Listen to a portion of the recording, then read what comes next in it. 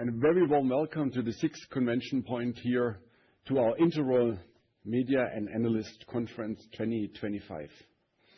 For us, it's a huge pleasure and an honor to have you here this morning. Also, I want to extend a warm welcome to the ones that are listening to this media conference online. So, ladies and gentlemen, for the next while, we will introduce to you the following content.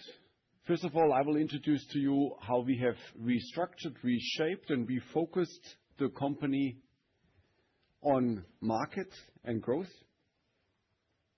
We will then talk, Heinz Hössli, our CFO, will introduce to you what has this led to, what are the results, the first tangible results that we could generate. We'll then do a deep dive on sales through our CSO, Maurizio Catino, on technology, through Uli Engenhardt, our CTO, me on operations side, and we will then conclude with how we see our achievements, but also a first glimpse on the outlook for the year 2026.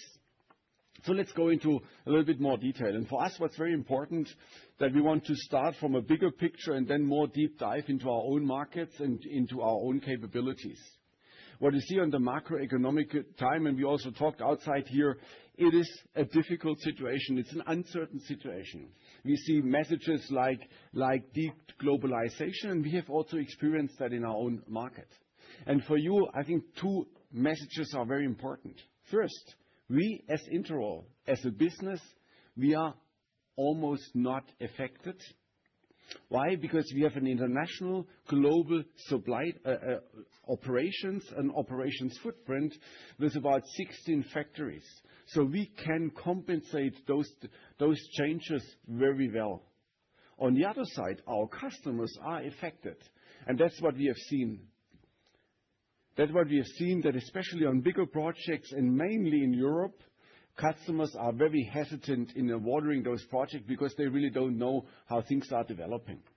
If we then dig deeper in our own industry, in our own market, we would say the material handling market continues to be a dynamic market, a market that is open for innovation, a market that is required because of automation needs in order to compensate some lack of people. Is an open market. If we then look a little bit more into detail of that market, we see e-commerce rather showing momentum of growth.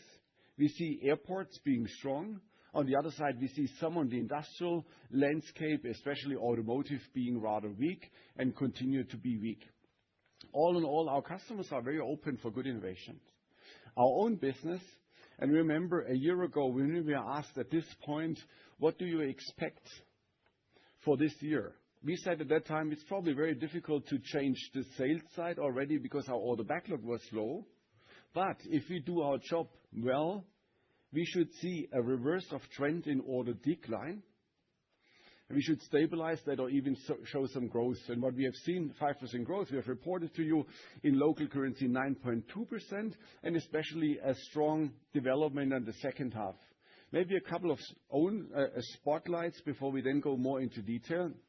We have seen a reverse of trend in China. We have a two-digit growth now in China after some declines over some years. And Global Lifetime Service have increased its share and will further increase its share because that's a very important business, how we maintain customer relationship. But this was only possible because we restructured and refocused and reprioritized some of our companies and some of our companies' footprint in the market.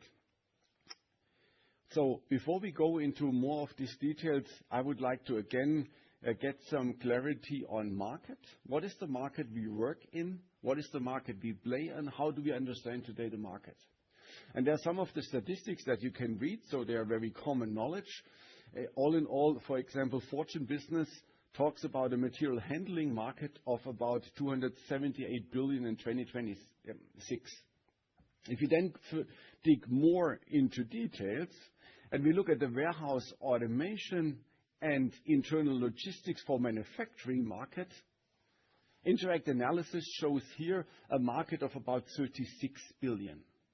If we now go even further into detail and say what is the addressable market for Interroll for where do we work, where do we play. We see for 2026 a market of about 8 billion plus, and with a market that is growing and a market where we are shooting for a market share of about 8% plus. That's mainly the areas where we work on. And ladies and gentlemen, now to say that's the area where we work, where we play, what is our value proposition to the market? And we also want to be simple, clear in how we position ourselves in the market. And what's very important, intralogistics by their very nature are complex installations. Our value proposition, our brand value, our promise to the market is we reduce complexity for our customers by offering modular and platform-based hardware, that means products, software, and controls.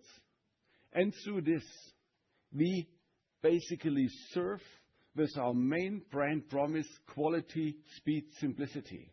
And those products are not just individually produced products, but as they belong always to platforms, the system is a proven system. That's mainly how we position ourselves in this market. That's our value.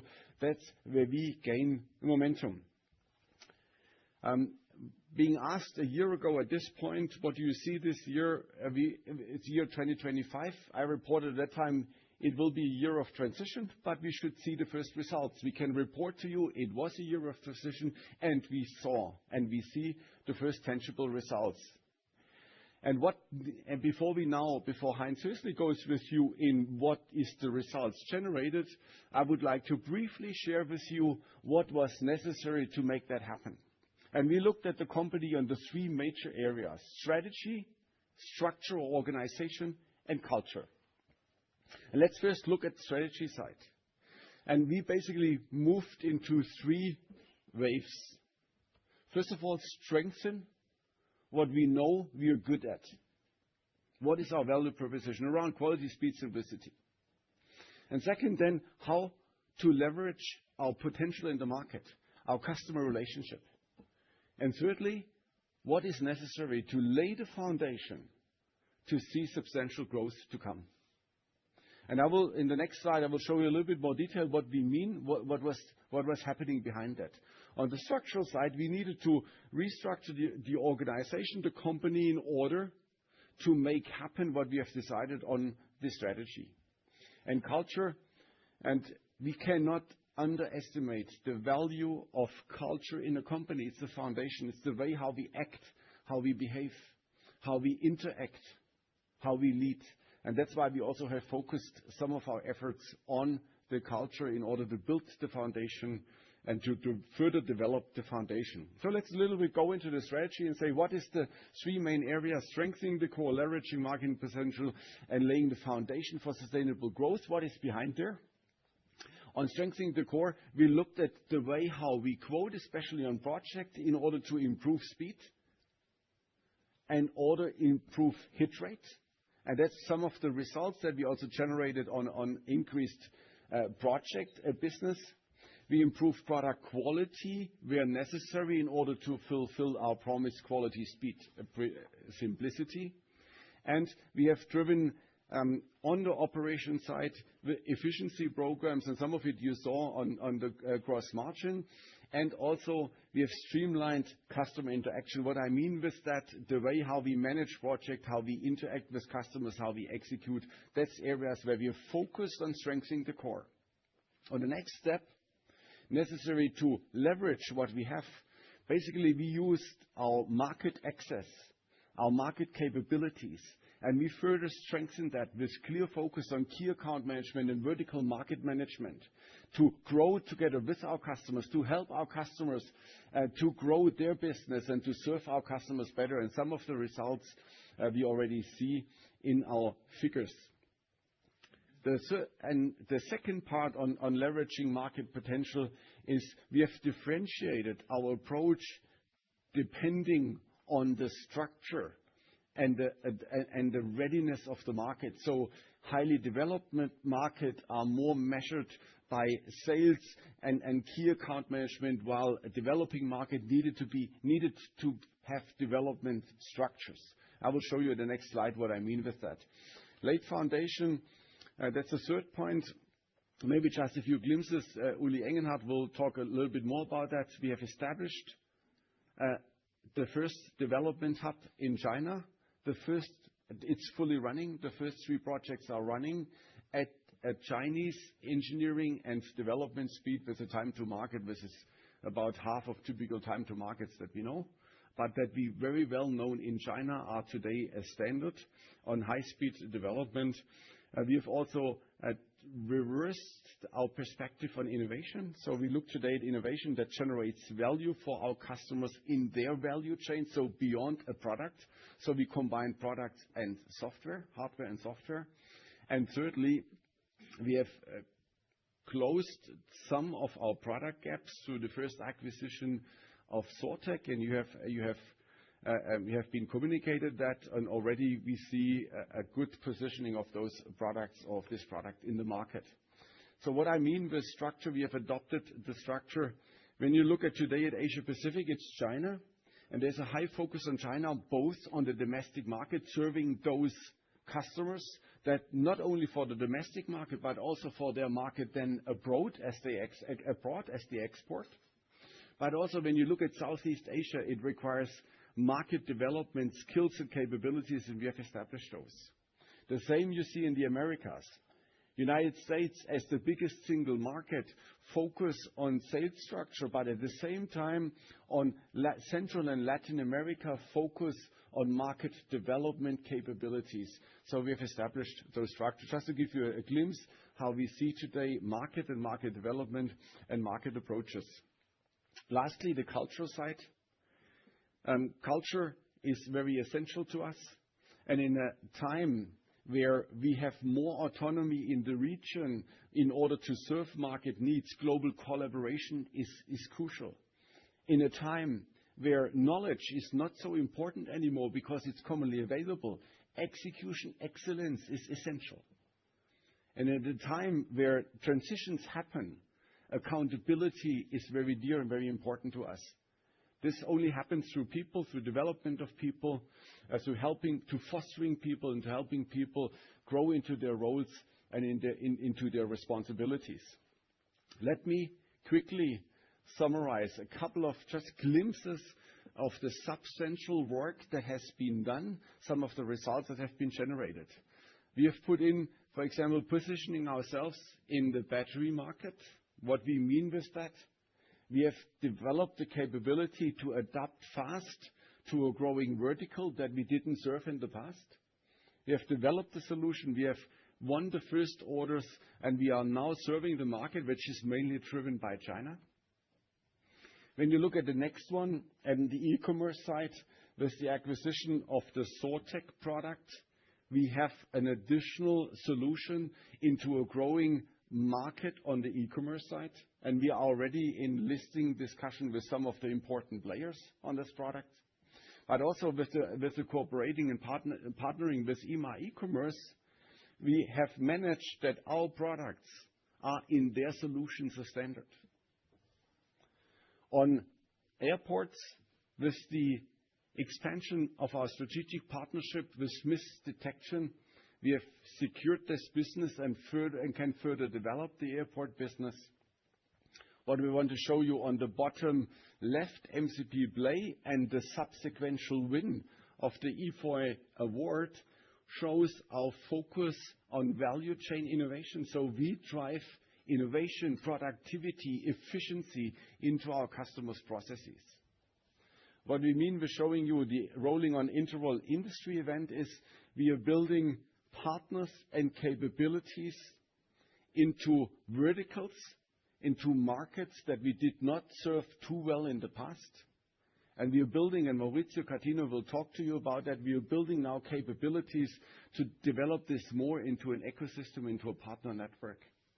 And with the setup, and Uli Engenhardt will talk about with the setup of the R&D hub in China, we are not only adapting to market needs in China, but we are also leveraging today's ecosystems that are built in China on fast and precise innovation, needing for market development and needing to serve the markets and to grow with a dynamic market that is happening also in our industry.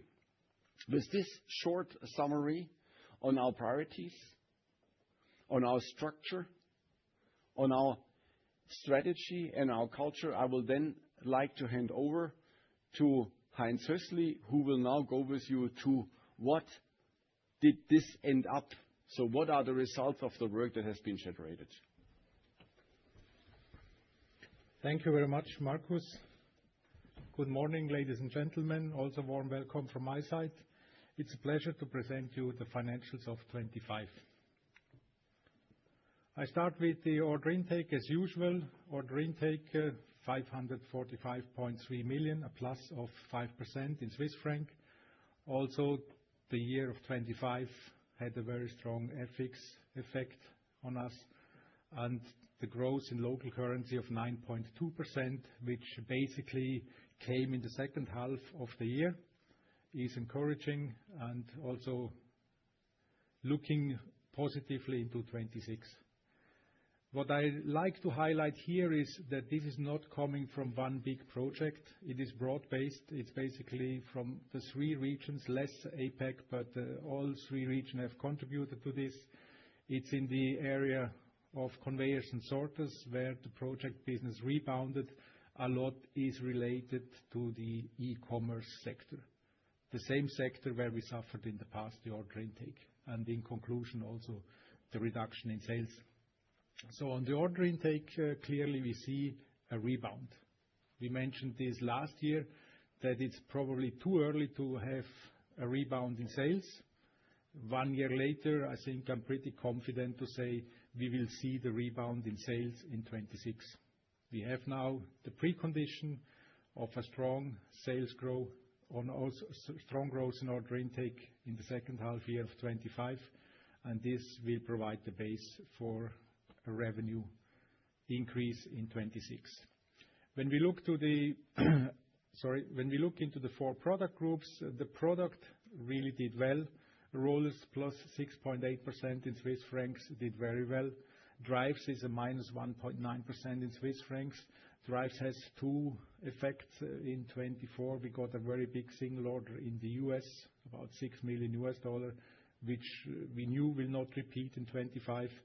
But also this in local currency is a good growth. When we come to pallet handling, this clearly is the area where we suffered, we did not perform good, and it's also the smallest segment. What is also good news is the book-to-bill ratio. After 3 years of having a book-to-bill ratio below 1, we now have with 1.06 a positive one, which clearly means also that we have a stronger backlog starting into 26. And this is really important. This is the base for the future. Now I come to the sales by region. Here the picture is very diverse. EMEA grew in Swiss franc 1.4%. Americas lost 9.8%, and Asia Pacific decreased 3.5%. If you just look at the pure number in Swiss, you could say Americas has a big issue. The FX effect clearly was much higher in the US and in APAC than it was in EMEA. So when I talk about the FX effect, the overall you will see later, this is a mix, and the mix is also considering the heavy weight of the EMEA. But clearly the big impact has been in the US dollar, and you can see this also from the exchange rate, how it went down. And considering this, as well as that we had a very low backlog, which also the US suffered the most with a very low backlog starting into 25, and then the project orders came too late to turn them in the same year into sales. So also a big portion of the increase in the backlog is in the Americas. This also affected the share. Now you can see the share with 62, EMEA, even 3 percentage points higher than last year. Americas lost the 3%, and APAC is stable at 11%. The long-term target, what we always say, of 50 should come from EMEA, and the other 50% should come from the other two regions, remains in effect. We are deeply convinced that Americas, but especially APAC region, has big potential for over-proportional growth. We need over-proportional growth to change this picture. We clearly assume that all three regions will grow, but over-proportional growth should come from the other two regions, so that we should go towards this 50/50 split. On this slide, you see the last 6 years, and you see the FX effect on the sales. It is, besides 21, it's considered quite a bit. This has a compounding effect. This you see now on this slide. I've shown this slide in a different form also last year, but the compounding effect is really big. It's now almost 110 million sales from 2019 to 2025. The lines, the form of the shapes is exactly the same. It went up, it went down, but the delta is getting bigger and bigger, and this is coming from the compounding effect of the negative FX difference. You see the yellow line, which is the nominal figures we publish, and you see the gray line with constant exchange rates from 2019. It has a big impact. If you consider that we are now 514 million in sales, 100 million or almost 110 million is huge. Now I come to the profitability. I start with the EBITDA, down 6.3% to 94.1 million, or in percentage of sales as EBITDA margin, 18.3%, down from 19.1%. This is mainly driven by the reduction on the sales, but it would be much more if we did not have tailwind from the product mix. We sold more products, less projects, which gave a clearly tailwind. We had announced this already at the half year webcast that we have spent more in R&D and in marketing. This is an investment for the future. Besides that, we still had a very strong cost discipline, which we upheld during the year. Only with this, the 14.0 EBIT is possible. If you look at the EBIT, a reduction 7.8% to 71.8%, but the margin reduced from 14.8% to 14.0%. This was only possible to these three actions I mentioned before. We already said at the webcast end of July last year that we will increase the spending in R&D and marketing. This is necessary. We need to go for it because it is an investment into the future. We continued this, and my view, we delivered quite a good EBIT considering all circumstances. Also the circumstances what Markus Asch already mentioned, that we are really in a challenging world. We have a lot of geopolitical issues to tackle. We have a president in the United States with changes of opinion from day to day, which causes a lot of insecurity, uncertainty, and uncertainty is never a driver for big projects and to release big investments. The depreciation and amortization is stable, will also be stable going forward. There is not a big change to be expected. Then I come to the result. The result suffered 10.5% below last year. The reason is quite simple. Last year, we had a positive finance result. This year, in 2025, we had a negative one. Interest income has been lower due to the interest rates going down. But on the other hand, we had quite significant foreign exchange loss. And the delta, the difference from 2024 to 2025 is 3.2 million just in the finance result, which is quite considerable if you look at the total profitability. On the other side, we had a tax rate of 21.9%, which was lower than in previous years, and it is also lower than the average going forward, what we expect. So we said, in average, the group is around 22.5% tax rate. The net result is a margin 10.9%, exactly 1 percentage point below last year. Overall, I repeat it, I think it was quite an okay year if we consider the external circumstances and then also the transition Markus Asch was talking about, and that we had invested clearly into the future, which is visible in the costs.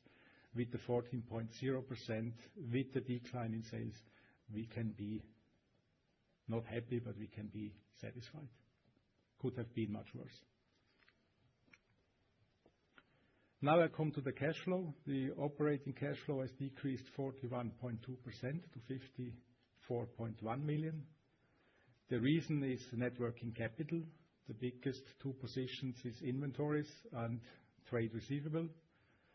For you, this is known, but for the general audience, this is difficult to understand that you have huge swings in cash flow, because in 2024, the decrease in inventories of 11.5 million and the decrease in accounts receivable of 16.8 million boosted the cash flow. This year, we have 3.8 million more inventories, and we have 10.3 million more accounts receivable, so this decreases the cash flow. And this is not, you cannot compensate. So this is just as it is, as it works. Especially the trade receivables, this is because we invoiced quite a lot and towards the end of Q4. This is just a snapshot end of the year. This has already been changed drastically in January, that we got the payments. The inventory is also with WIP considered. It's not only raw material, but we had slightly higher WIP, which is actually okay, also considering that the business on the order intake side has rebounded. We will have more net working capital when we start to grow again and invoice more. On the free cash flow side, 40.3 million, minus 47.9%. This is just the effect what goes down.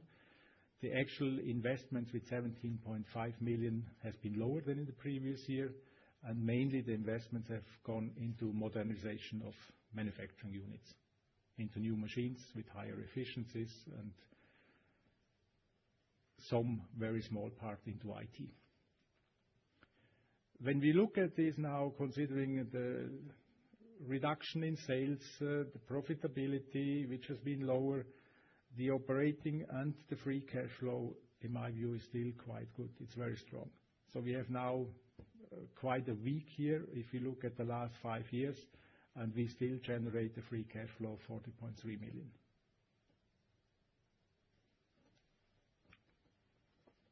Now this slide we show for the first time. I know that this will cause more questions than answers. Fully aware of this, but I think we show it, and we clearly want to show it how this has developed over the last 5 years. On the left side, you see the cash and cash equivalents. To mention that the financial liabilities we have in the balance sheet, they are just capitalized lease under IFRS. So we have no bank debts. This is the cash situation, what you see on the left side, how it's developed from 21 to 25. And on the right-hand side, you see the equity, and you see the equity ratio, how this has developed over the same 5 years. We have now ended the year 25 with an equity ratio of 82.0%. So very strong cash and equity position in the balance sheet. Now I come to the other two value creation KPIs, return on equity 11.6%, return on net asset 18.7%. Both KPIs clearly below last year. Return on equity more driven by the very high equity in the balance sheet. Return on net assets clearly because of the reduction in sales and the underutilization of the assets we have. We have assets to go almost to 1 billion. For the 1 billion, we will invest into machines, but the manufacturing footprint, if the mix is not changing a lot, we are ready for a very big upwards trend on sales. And these assets are clearly underutilized with 514.2 million sales. So this picture will change when the sales are going up again. Now to the dividend. The board of directors has proposed or approved the proposal to bring it to the AGM to keep the dividend stable at 32 Swiss francs per share. This is an increase in the payout ratio. It goes from 43.7% now to 48.8%. And this is also in line to what we said now for quite some time, that we want to move from the earlier 1/3 payout to 50% payout, as other peers we look at are also on the 50%. And the cash situation clearly allows to make this dividend payment.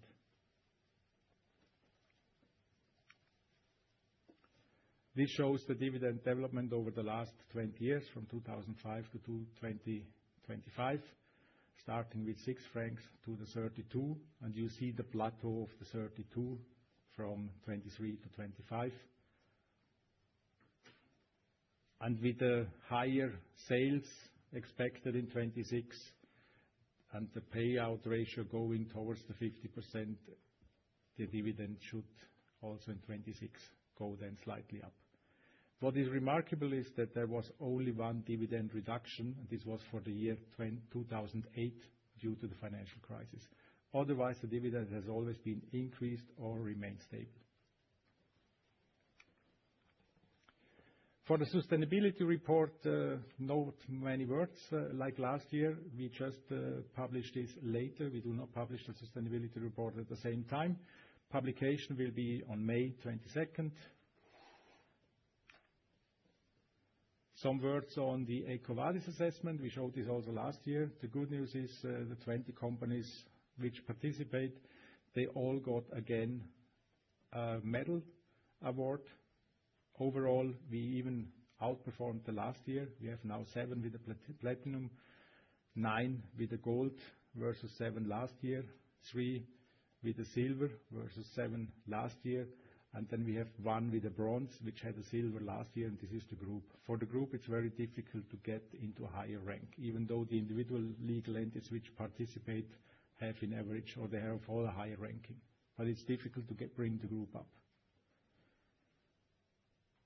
But overall, I think this is an excellent achievement. We have now participated with these assessments over many years, and we were able to improve year over year, which is not a given, because it's not that you approve against the average. If you remain stable, you will decline, because the average of all the participants at the EcoVadis assessments, they will improve. So remaining stable means you decline. And we could really improve. So we did not only improve against ourselves, but we improved against the mass of companies which participate at the EcoVadis assessments. So this is a great achievement. Now I come to the end of my presentation. I just would like to highlight that we have more content on the Investor Relations webpage. We have also the presentation you see here as a download since this morning ready on the webpage. Also the annual report you can download on the webpage. We will also release a video from the CEO around noon. It's not yet released, but this will be released around noon. And you have additional information like chart generator and other data where you can have a look at. With this, I would hand over to Maurizio Catino, and he will talk about markets and customers. Thank you. Okay, thank you, Heinz. Good morning, ladies and gentlemen. I will give you a brief overview on our 2025 from a sales perspective, what we see in the market and in the different accounts. So we have invested during 2025 a lot of efforts into transforming our sales organization. This was due to the fact that we are experiencing the material handling environment a different approach from 2 main sides. One is from our customers, the system integrators, and the other one is from the end user sides, so the final user of our products. What's going on is clear. There is a lot of consolidation going on in the market. So especially some group and system integration started to merge and acquire other companies. And the fragmented scenario that we have seen and experienced in the past is dramatically changing. And these customers are now asking us to be more present in the locations and in the countries where they are active, so most globally. On the other side, the end user was approaching integrators in the past with, let's say, a neutral position. They were not so much interested into the details of what they were buying, but basically they were interested in the outcome, the final, outcome of their automation.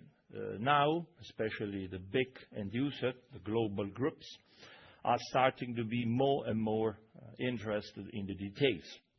And obviously, they want and they pretend companies like Interroll to be directly connected with them and discuss directly with them the solution they are implementing. Therefore, our decentralized organization, which was very successful in the past, required some fine-tunes, and we have implemented this during 2025, as I said. So what we have done, on a local level, we have now split the sales team into three pillars: the product, the solution, and the service. Physically having different people, let's say, taking care of this three pillar. This provides much more focus, of course, but also this increased our competencies into the people, into the sales, that they are now more able to discuss at the proper level with accounts, and obviously increase the accountability, so giving them a strong, and a narrow focus on their product range creates much stronger, I would say, knowledge into their area. On top of this, we have added, let's say, a solution management team. This is for the system integrators to take care of their needs. So they're asking us to keep our promise to be the supplier of choice in material handling equipment. And this is exactly the case, but they want us to be present at least at a regional level. So not acting just in one country, but spread into the region.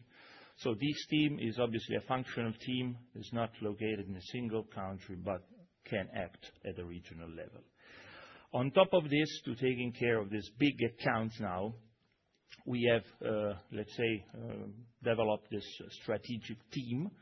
The strategic team is acting globally, so we have people now assigned to this global account, and in parallel on some verticals. Of the verticals you well know, where we are basically present. And this creates, let's say, two advantages.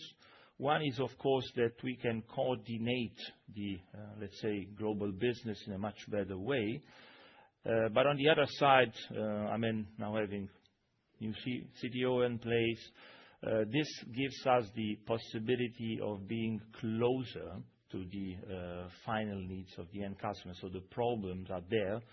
And, having always a system integrator in between and not having a direct contact in some cases, let's say, does not help us to really understand what kind of products the end users need. So this is also a very strong outcome that we see. We said we have different scenario. Of course, we have this verticals and then user on one side, system integrator acting globally. But what we can leverage, what is our real value into this new scenario in the material handling equipment? But this is pretty clear, and whole big end users and big system integrators knows this. It's our global presence. So Interroll is everywhere. Interroll is able to produce, to sell, to support our customers in all the regions of the world. We have 16 production plants in the globe, and this is a tremendous asset that cannot be easily copied by our competitors. Consider if a system integrator want to expand their operation in a different region. Of course, their manufacturing capability cannot be the same as the one they have in the location where they are historically present. And then they ask us to support them in the region where they are not having this capability.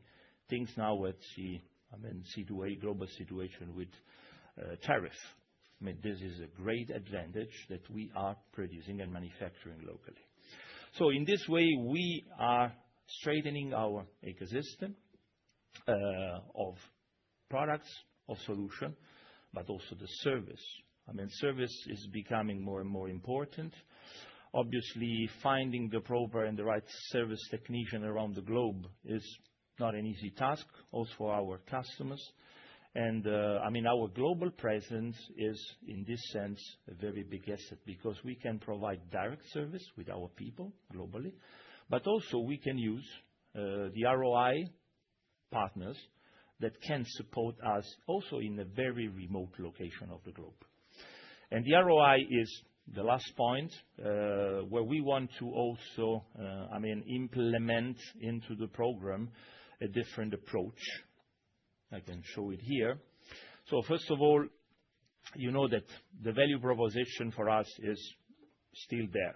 For us, ROI partners are one of the core of our strategy in sales, and therefore we have decided to invest more into that. We want to expand the program. Already in 2025, we are present in 50 different countries around the globe, and we have increased the number of partners by 14, and more to come in 2026. This serves to us also as an early adopter of new technology. Last year, we have presented the MCP play at Logimet, and the first, I mean, sales of this new technology went through an ROI partner. Last point, this is pretty new in the program. We have been asked by our customers to act as a one-stop shop globally. Therefore, taking the responsibility on technology, which we are not manufacturing by ourselves, but some of our partners are doing. Therefore, we have now introduced, and we will straighten this in 2026, a technological partnership program into the ROI. What does it mean? We will basically make some agreements with third-party companies which are complementing our solution portfolio. This will be obviously branded as Interroll and will be, I mean, sold to our customers together with our solution. Giving to our customers a single point of contact globally. This is what they need. Just to conclude my presentation, I want to show you some facts about this new strategy. I showed you this graph already last year. You know, I'm a strong believer that sales is always a consequence, but the pillar of sales is the number of customers that a company is able to develop. Therefore, the number of customers is the basic KPIs for understanding whether we are doing the right things and the things are going in the right direction. You can see further on, we have increased our customer base in both product and solution business. As a consequence that you have seen in our order intake in 2025, the growth is coming also linearly up with this increase of customers. We will keep working hard on this, and obviously increasing our customer base, because obviously when you have a bigger customer base and the market is rebounding, you are taking advantage of both area, more accounts, but more sales per account in average. This is obviously granting our future growth. That's it from my side. I pass to Uli, our new CTO. Thank you.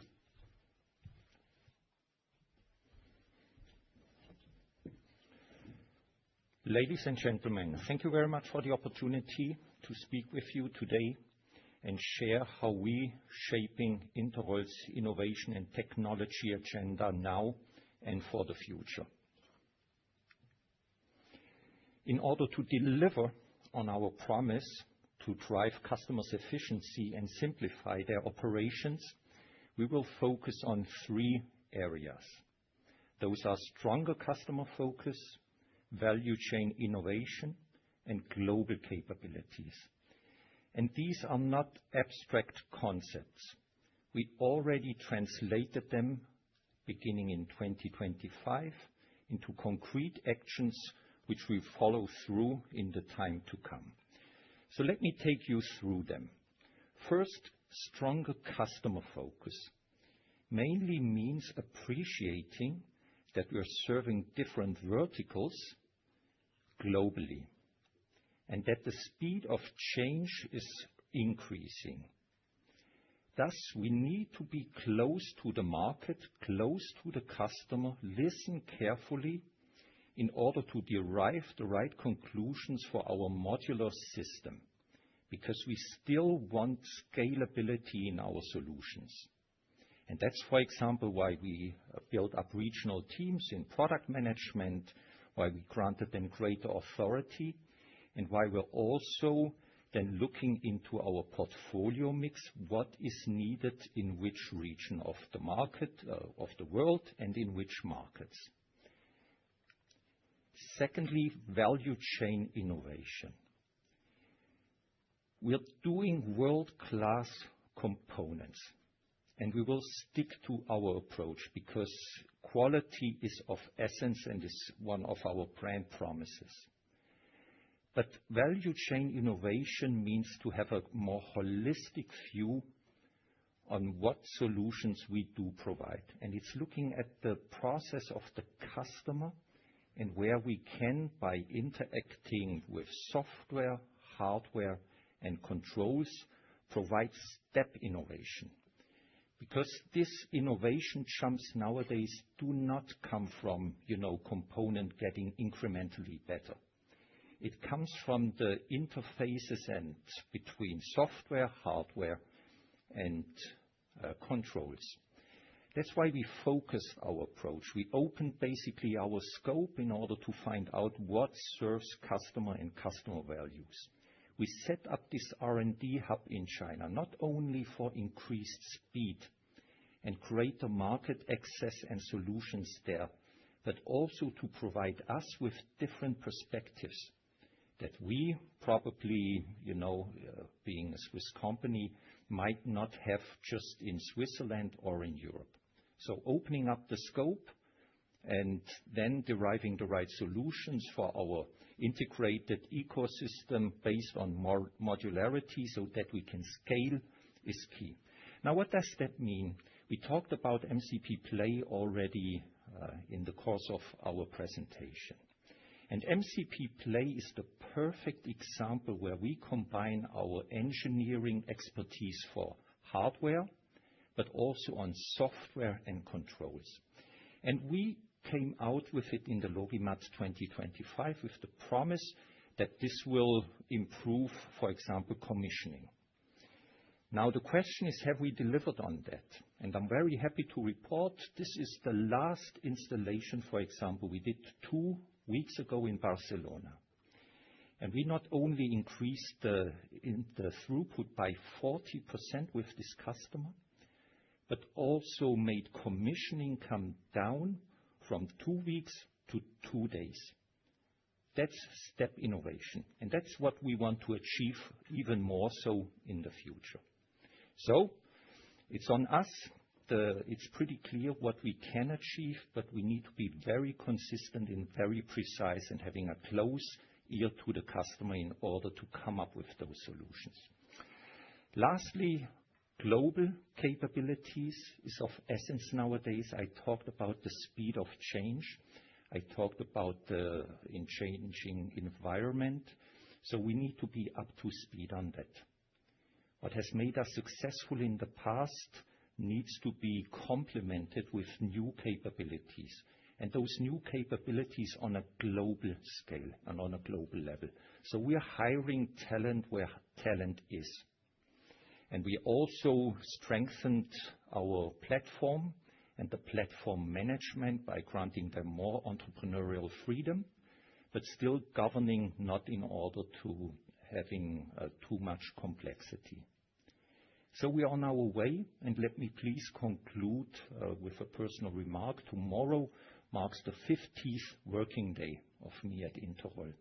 And I expected a strong company, especially on the engineering area, CTO. I'm happy to report that it was exceeded. So we have deep technical expertise, we have great commitment, and we will drive innovation. That's why I'm generally optimistic about our future. Thank you.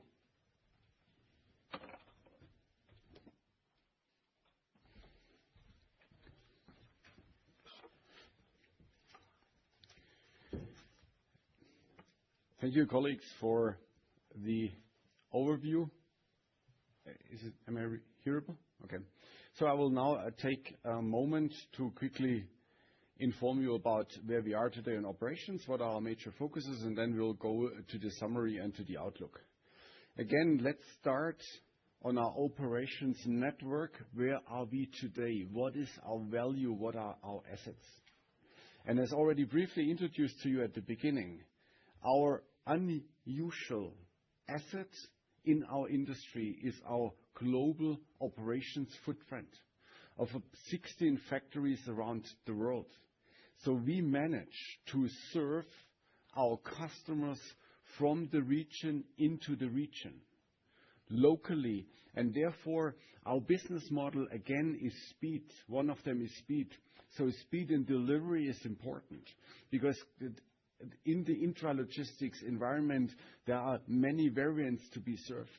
So we can manage to serve those complexity, those variances at a fast speed locally to our customers. And this we have further developed by improving our proximity, being faster in our actions, in our reactions to serve the market.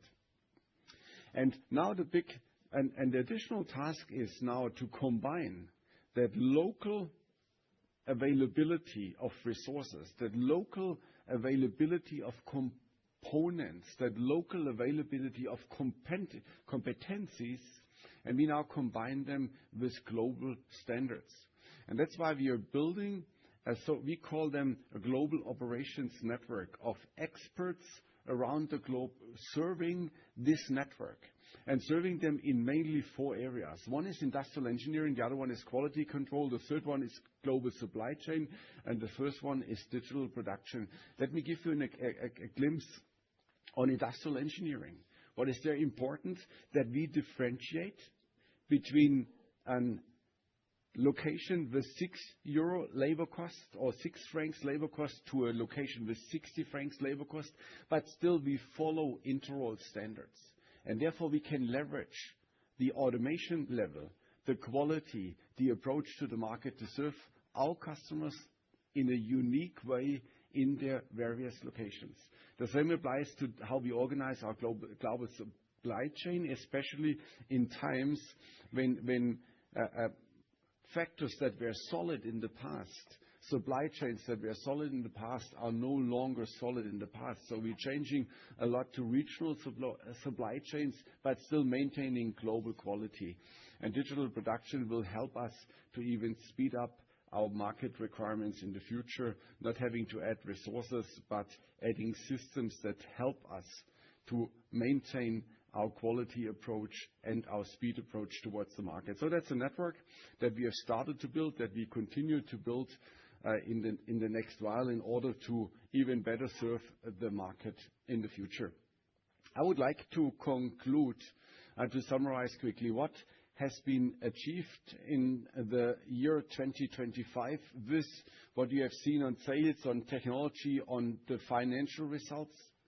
It was announced. It is a year of transition, however, where we had clear targets and clear priorities. We strengthened the core. We leveraged our capability, what you then saw in our order intake. And we have started to build the structure for substantial growth where we have seen the first results. All of this always feeds and serves into our major promise: quality, speed, simplicity, and this proven in the market. I would like to finalize with our outlook. We see signs of market stabilization that have brought it over the course of 2025, supported by growing demand in project business. And feedback from our customers and end users have been more optimistic across most verticals. At the same time, the macroeconomic environment remains challenging, and geopolitical tension that causes issues on our customer side could affect the business performance. The long-term trend, ladies and gentlemen, towards automation, driven by productivity requirements and labor shortages, continues to support demand for automated solutions, making our market attractive. With this, I would like to conclude our annual analyst and media press conference, and we will now go on to the question and answers session. Thank you.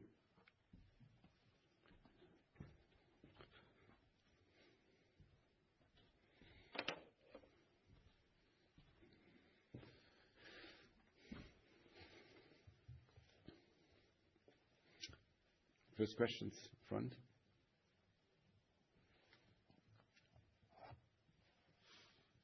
Thank you. Remo Rosner, Helvetische Bank. You have given a general outlook, basically on the market a little bit, but you haven't given any outlook on your company specifically in financial terms. Whatsoever, none whatsoever. Why? I mean, you could have said we expect slightly higher sales and profits, for instance, but you didn't give anything. Could you elaborate on that?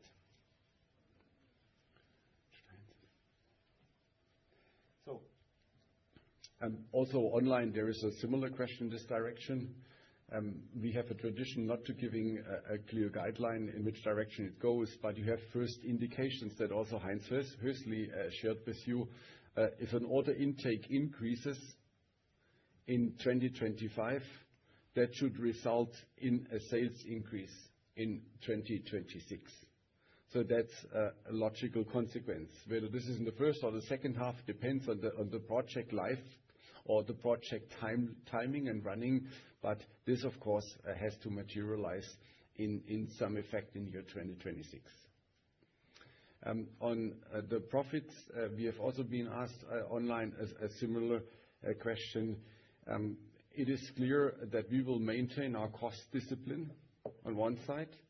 So sales increase develops profitability at the same time. We will continue, and there we are very clear and very bold. We will continue our investments in innovation and market access. So in this balance, the direction is for 2026. I agree with you. So that's good. That's a good news. So you could also have said it, but let's leave it there. Moreover, on the more mid and long-term view, there are also no kind of targets. I mean, you explained quite in detail what you have changed, how you did set up the company now to be more successful again in the future, as it has been in the past. That should lead somewhere, right? And don't you have a vision, where to it should lead, and why don't you share it with us if you have one? Of course, we have a vision, but we have a best practice in this company led by Paul Zumbühl in the past. He was not promising but delivering, and that mindset we will continue. Is that correct, Paul?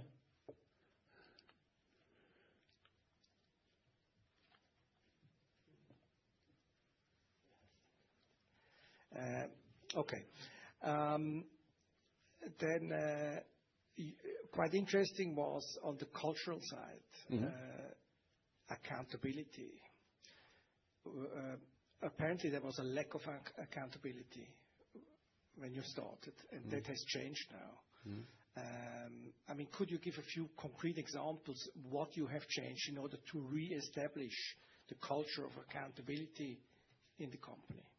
Yeah, happy. It's I don't want to focus on the people side, whether they're good or bad. That's not the point. We have good people.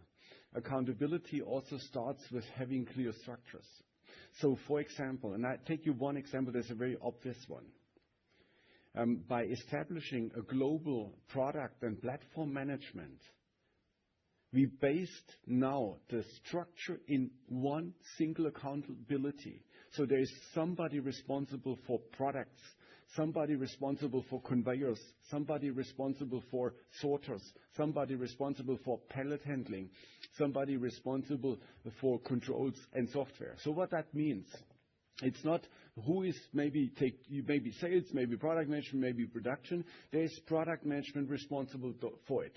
Specifying the right product, talking, of course, to the regions, and involving and implementing their feedback, but owning the topic.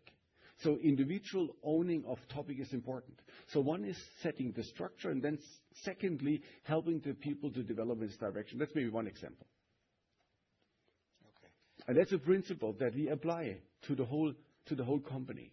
Clear structures, clear accountabilities, and then helping the people to develop and own it and grow as they develop. Okay, thank you.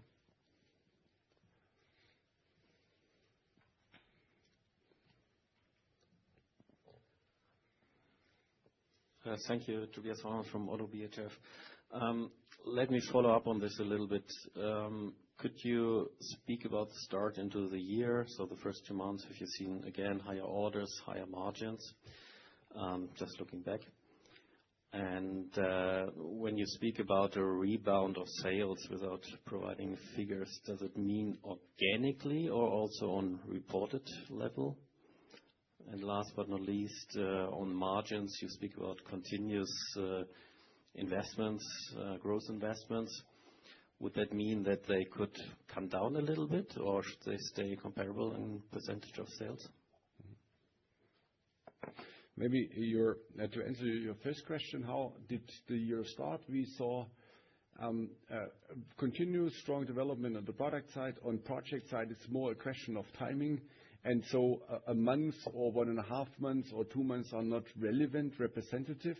What we can tell you is that the order pipeline or the opportunity pipeline is strong, remains strong. And now we will see the next few months how this develops. Maybe I can add here. Is it good? Yeah.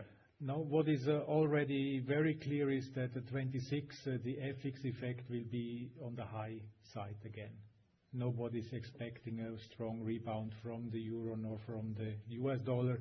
The rest is denominated on these two currency pairs, and the Swiss franc will most likely appreciate against these two, or at least keep it stable at this level of today. And with this, a negative FX effect, a considerable negative FX effect is already given. Okay, but when you speak about a rebound of sales, that means including this FX headwind? The FX we cannot calculate now. We see clearly that this can be now -4%, -5%. In the first 2 months, it was even higher. But this clearly will go down if the currency pairs stay at the level which they are now, if they are not really going further down. But what is clear now, the sales in local currencies, they will increase. On the FX, we cannot judge today how the year will end.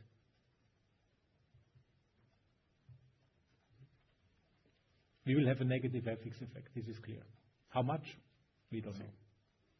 Okay, and you did not yet come back on the margin question, so I guess you also hope to see the margin improvement, but the growth investments and percentage of sales, should they be comparable? Yeah, this is what we said. Now, the investments, if the investments stay not in percentage, but they stay in actual spending more or less the same, with an increased sales, they will be less. And with an increased sales, we will have a quite big leverage coming from the increase. If you look at what we disclose, what is the material expense for the turnover we make, and you can add a little bit of the personnel, then you see that our not shown gross margin is rather on the high side, which means we have a very big leverage if we get the rebound in sales. And this will overcompensate the higher spend in R&D.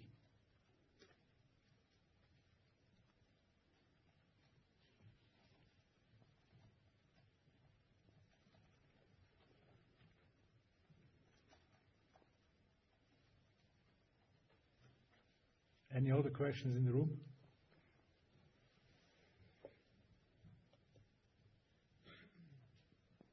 Thomas Fung from GAM. So, because it's difficult to calculate, what has been local currency growth in H2, And were there any meaningful price effects from your pricing strategy going into it?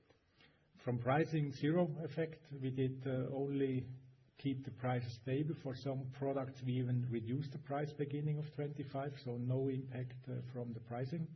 We also kept the prices stable now going into 2026. The growth, I cannot even give you the detail how much we had the currency effect for the first 6 months. I don't have this in mind now, but we published the currency effect in the half-year report, and we published it now for the full year. So this is you can calculate it, but I don't have it in mind. Okay. But clearly it was higher, no? Yeah, sure.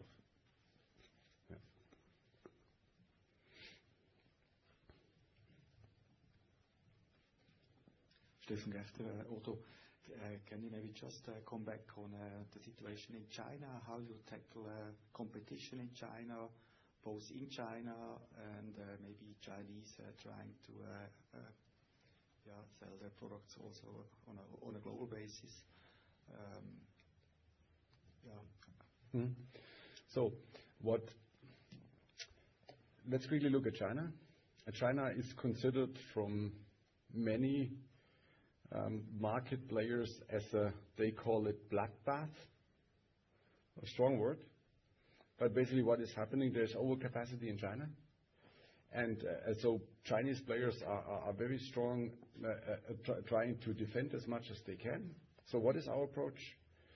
We look where we generate value on applications where we have strong positions, and we increase our pressure in the market with the way how we approach our customers, the way how we approach the applications, and the way how we start to differentiate some of our products to serve those markets. And it has generated already to the first positive effects, as I introduced to you.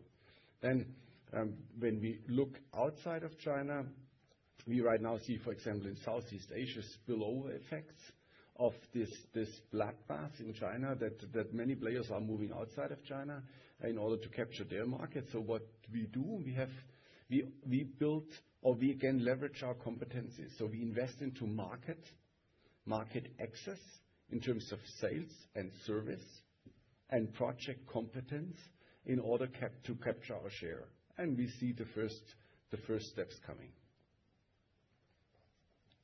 Have I answered the question? Yes. Thank you. So it's clear. It's China is going to be a challenge, but there's no alternative. It's not only because of China, it's because of the spillover effect into the other regions, and some of the technology centers now happening, like electric vehicle happening in China. You have to be there. You have to succeed. If you're not there, if you do not succeed, you do not succeed in the world.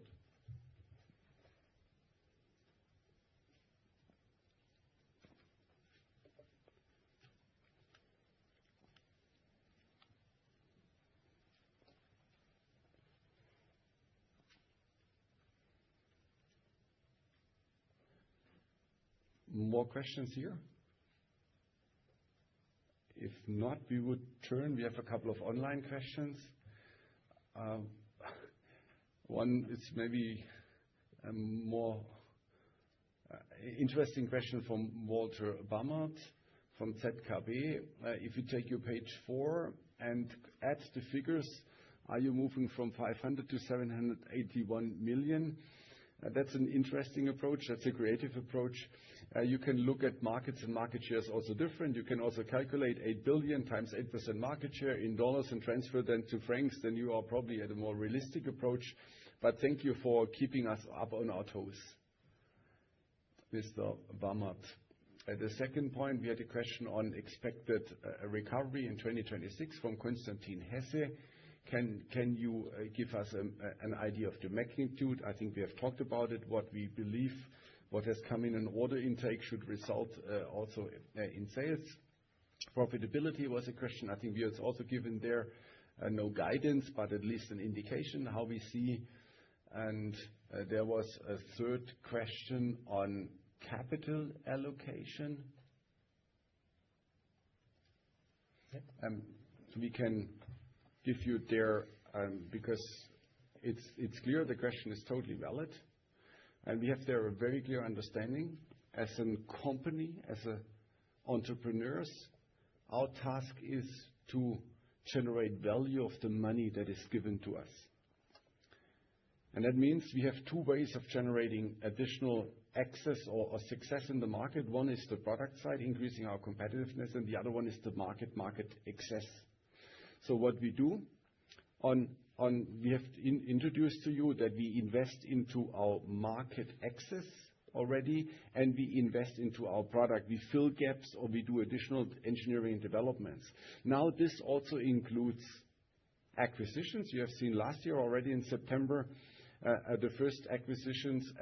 For us, acquisition, and that's a very clear message to you, acquisition is now part of our strategy in order to position ourselves more successful, more competitive in the market. That's one. The second side is growth requires cash, and that's why a growing company will get additional or will take additional cash resources. Third one, we are moving what Heinz Hössli has introduced to you more and more towards the 50% payout.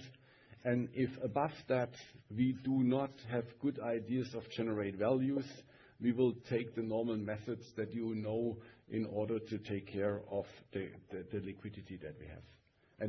With this, we would leave it right now because our task is to generate value with the money that we're being given. That's on that side. Then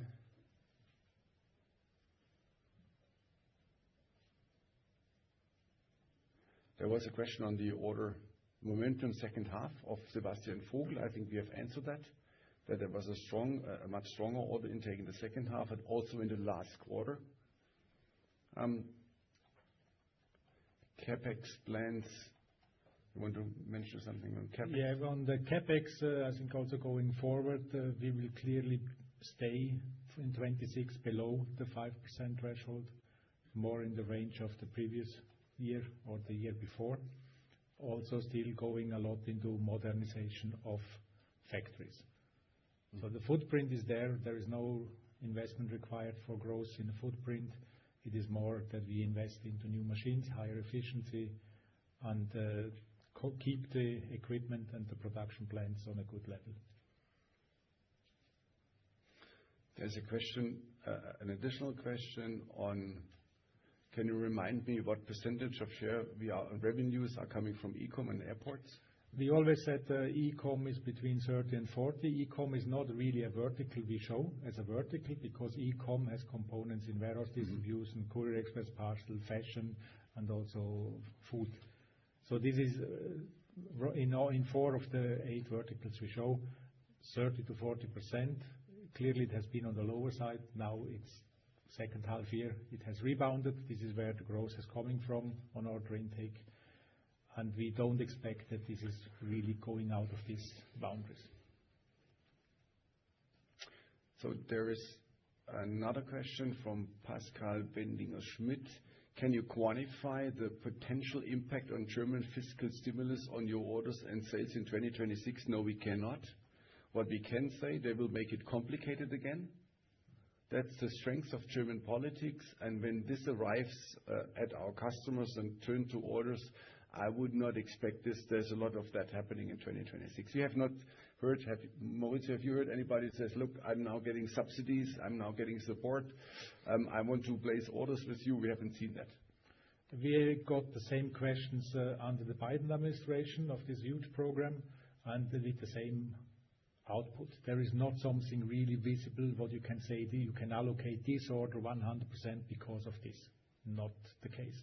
It's also not that you see a pattern that you have suddenly a spike in investments. Clearly not the case. That from there and there, maybe there is a project which benefits. This might be the case. But that you see an explosion of business because of subsidies, it's not the case with us. And there's another question from Bader on market shares and what we show and market potentials that we show. Let us be there very clear.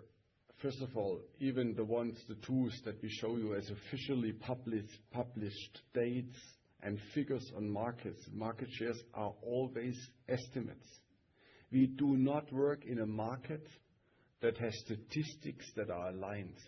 like in automotive industry today, Daimler Truck can tell you exactly how many trucks not only they have produced, but everybody else, and they can tell you the share because an official statistic on automotive. We don't have that. So we have good estimates.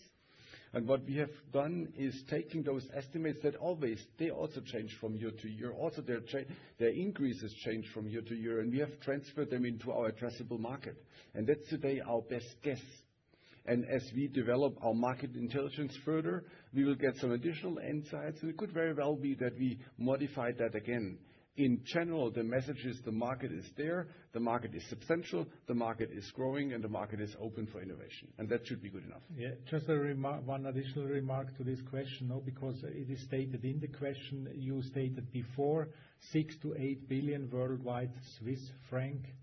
We clearly now relate to US dollar as all the studies are done in US dollar.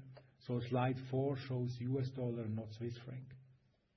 It's not such a big deviation from the past. Yeah.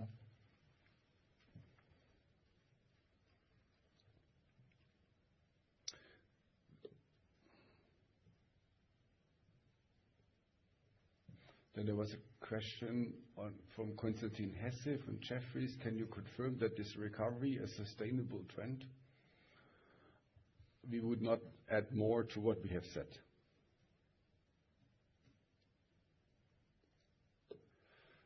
So another question from Konstantin Hesse. My question on growth are mainly related to order momentum. Can you elaborate how orders have performed so far this year? I think I've mentioned something to that question, and that's enough. Another one from Konstantin Hesse. 12% on second H. Can your momentum continue in first H 2026? We will be able to report that in our half-year call, whether this momentum has further developed. It's too early to say after 2 months, especially as a product side, very stable project side. It depends on the closing date.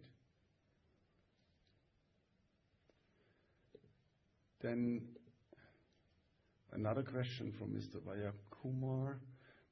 Just to come back on margins, I'm not mistaken, you mentioned no increase in percentage of sales of costs, but to remain stable in terms of absolute numbers. I think we can repeat again. We will see some increase in market and innovation, product activity. However, while at the same time sales will increase, they should be properly compensated. That is what I mentioned before. Higher sales, a big leverage will contribute positively to the EBIT margin, despite ongoing R&D investments, which will be higher than in the past years. But clearly, the EBIT margin should see a positive momentum. And there was another question by Mr. Bamert. Are we saying that that our sales would be at 500 million Swiss francs? This is, of course, not right. So this is, if you add up this map, Mr. Bamert, that's not what we're saying. Not at all.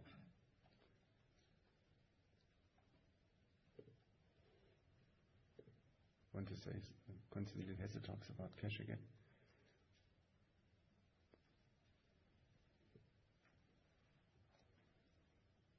Yeah, but we can clearly say we have a lot of cash. There's no question. No. I get these questions all the time. So what are you doing with the cash? Markus Asch said it very clear. First of all, we try to invest this to generate an added value for the shareholders in the company. Last resort, what many other companies are doing, what just Selvan also mentioned this morning, this is the last resort. The last resort is a share buyback program. But this is only if we cannot invest it in the company. What I also mentioned to a lot of you in the past is a special dividend is not considered, because some always ask about a special dividend. And to make it clear, a special dividend is not considered by the board of directors. And there has been another question by Andreas Ulrich from Alpha Capital. There has been unusual instability in your management position recent months. Some thoughts about that. It can be very simple. To lead on our general management, our executive management, you basically have to serve two major capabilities. One, you have to be top in your function, in what you do. And secondly, you have to be cultural aligned or in a sense fit into the culture of the company. If one of those areas are not good enough, you're not good enough to develop this company further. And in the two places that we had to replace, one of those key elements were not there. And so we, in clear communication, we had to do there the necessary corrections.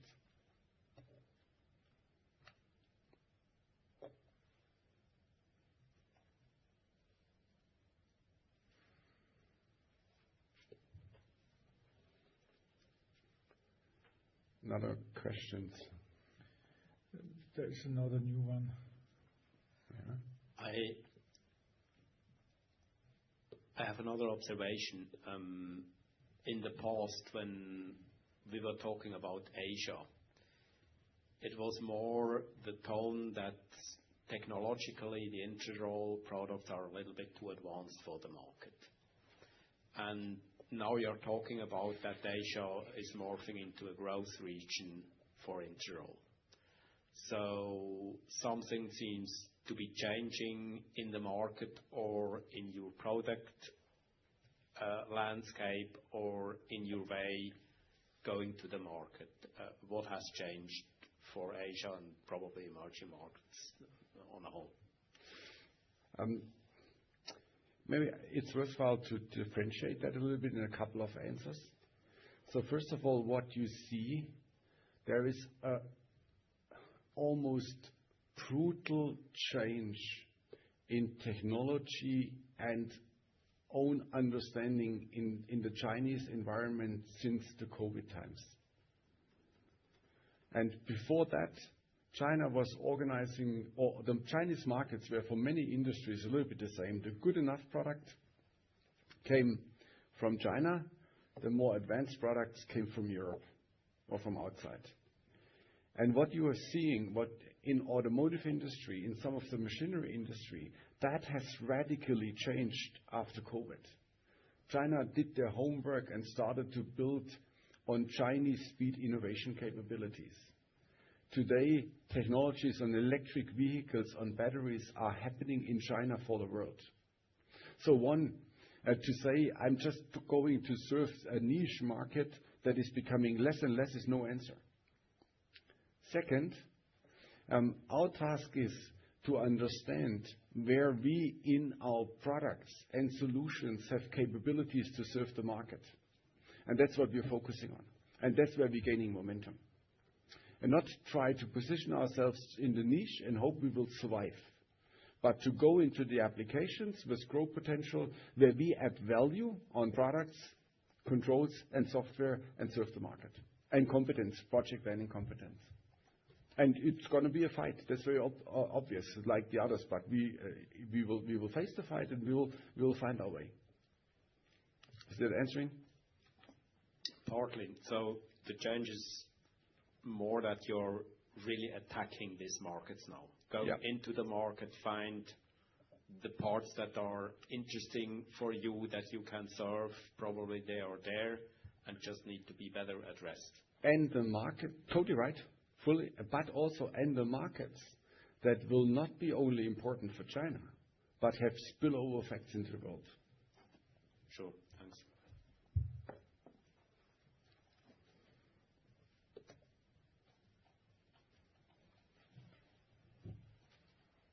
There's another one. Oh, it's so. Yeah, I mean, Mr. Schwan is asking, looking in 2026, which are the verticals you are expecting the most to grow? I suspect is missed. And which one will drive the growth for the upcoming years? Well, I would say that looking into 2026, for sure, our verticals are stable and growing in the area of warehousing distribution and CAP business, so the Courier, Express and Parcel. We see still the momentum there. The automation is needed more and more. I mean, workforce is not easy to find, and it is a tough job. So, I mean, the automation driver is there. Airport business is still solid. Of course, we are closely looking at the situation in the Middle East because, I mean, when it comes to airport business, this is, of course, a part of the world which is pretty much important and developing quite strong. In general,